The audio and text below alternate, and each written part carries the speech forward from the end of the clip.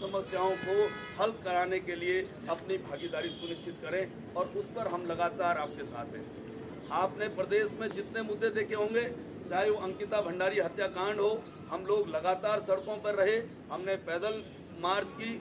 आपने जितने भी मुद्दे, स्वयं मैंने अपने लोस्तु घंटागढ़ धाम से लेकर और देहरादून मुख्यमंत्री आवास तक अपने इन सब साथियों के साथ पूरी पैदल यात्रा की अंकिता भंडारी मामले में, और हमारे यहाँ डिग्री कॉलेज स्वीकृत था, अभी तक नहीं खोला सरकार ने, उस मामले में पूरी पैदल यात्रा की। आपने देखा कि जितना भी अभी केदारनाथ धाम को दिल्ली में खोलने की बात हुई, हमने हरिद्वार से लेके केदारनाथ धाम तक पूरी पैदल यात्रा की, पूरी पैदल 12-13 दिन पैरों में पूरे छाले थे। लेकिन हमारे उत्तराखंड के जो मुद्दे हैं, माँ बहनों जन मानस के जो मुद्दे हैं, उन मुद्दों को हम लगातार उठा रहे हैं। विपक्ष की भूमिका में है लेकिन लगातार शांत नहीं है।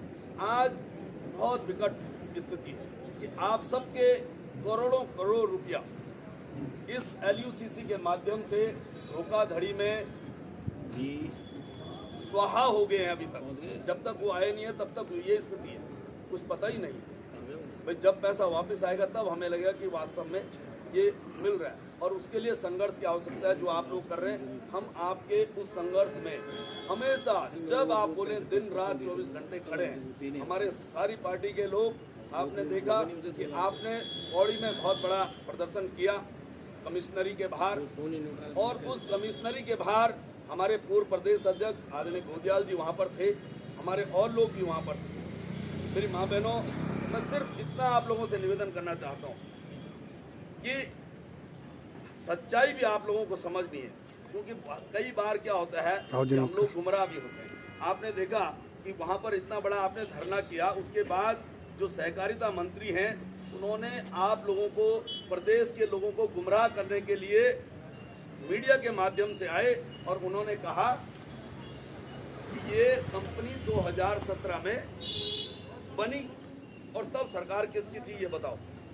अब आप उनसे जरूर पूछिएगा कि 2017 में जब कंपनी यहाँ पर आई तो केंद्र में आपकी ही सरकार थी, और रही बात उत्तराखंड की, तो उत्तराखंड में उस समय आचार संहिता थी, और आचार संहिता के बाद आपकी सरकार बनी और आपने ही उनको सर्टिफिकेट दिया। पहली बात।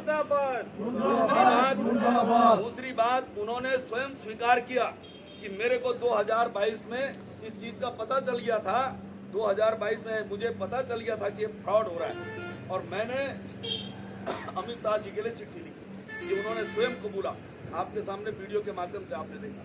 जब उन्हें पता था तो आखिर आज सरकार, चाहे हम कांग्रेस के लोग हैं वो अलग बात है, लेकिन हमारे मंत्री भी तो वही है, हमारे मुख्यमंत्री भी तो वही है। हम किसी भी पार्टी से बिलोंग करते हो, किसी भी पार्टी का समर्थन करते हो, दीदी किसी भी पार्टी का समर्थन करती हो, लेकिन हमारे आपके सबके मुख्यमंत्री तो वही है, सहकारिता मंत्री तो वही है। तो जिम्मेदारी किसकी? आखिर सरकार जिम्मेदारियों से क्यों भाग रही है? आखिर धन सिंह रावत जी अपनी जिम्मेदारी से क्यों भाग रहे हैं? आज स्थिति इतनी विकट क्यों हुई? क्यों लाखों लाख करोड़ रुपया? क्योंकि मेरी माँ बहनों, कल जब हमने